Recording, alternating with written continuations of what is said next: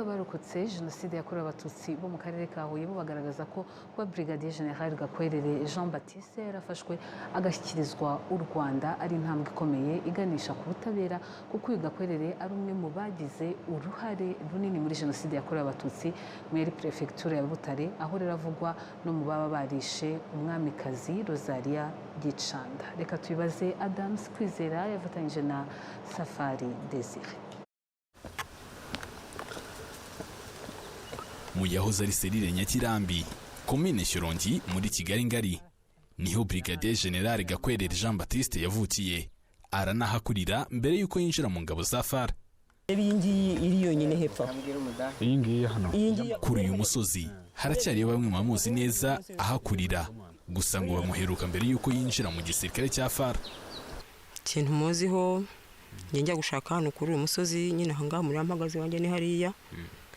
Yari umunyeshuri yiga, aje kurangiza kwiga primaire ajya kwiga ishuri rya gisirikare ngo Ibyumba. Ahaviriye muri iryo shuri arirangije, nongeye kumubona muri 92 kubera icyo gihe ntabwo nongeye kubona Gakwerere. Mu cyahoze ari perefegitura ya Butare, uyu Gakwerere naho baramuzi. Yari umuyobozi wungirije w'ishuri ryigishaga abofisiye bato iso Butare, aha niho jenoside yakorewe abatutsi yasanze ari. Abahamuzi bavuga ko ari umwe mu bakangurambaga b'urubyiruko rw'Interahamwe mu cyahoze ari komine Ngoma, nk'uko perezida wibuka mu karere ka Huye Theodate Siboyintora abisobanura.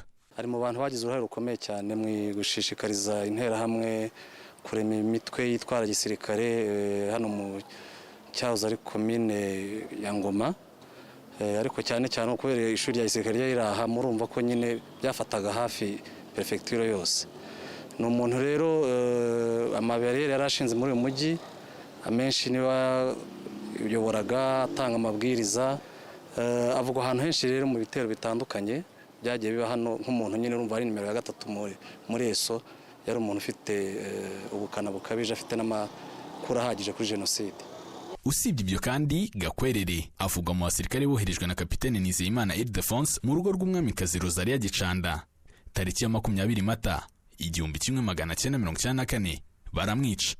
Minisitiri w'ubumwe bw'Abanyarwanda n'inshingano mboneragihugu Dr Bizimana Jean Damascene asobanura uruhare rwa Gakwerere muri uyu mugambi.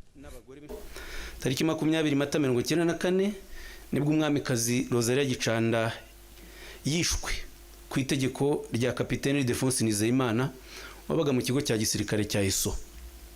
Mu bicanyi urubanza rwagaragaje ko baje mu rugo rwe harimo Lieutenant Bizimana bitaga Rwatsi, Lieutenant Gakwerere, Caporal Aloys Mazimpaka na Dr Martin Kageruka. Perezida wibuka muri Huye Theodate Siboyintora agaragaza ko ifatwa rya Brigadier General Gakwerere ko ari intambwe ikomeye ku butabera bw'abarokotse jenoside yakorewe abatutsi muri aka karere. Navuga ko nubwo byanyuze mu nzira zigoranye, ngira mwarabikurikiranye mwarabyumvise, ni ikintu kigomeza kugaragaza ko jenoside ari cyaha ko kidasaza, kandi bigaragaza ko leta y'ubumwe bw'Abanyarwanda idashyigikiye koko abajenosideri, aho barahariho hose bazafatwa nkayibuka nk'abarokotse jenoside muri rusange. Tubona ko ari igisubizo mu gukomeza guca umuco wo kudahana. Kuwa gatandatu w'icyumweru gishize nibwo Brigadier General Gakwerere Jean Baptiste wari umunyamabanga mukuru w'umutwe w'iterabwoba wa FDLR n'abandi barwanyi bawo 13 bafatiwe mu burasirazuba bwa Repubulika ya Demokarasi ya Kongo bashyikirijwe u Rwanda. Adams Kwizera, Televiziyo Rwanda.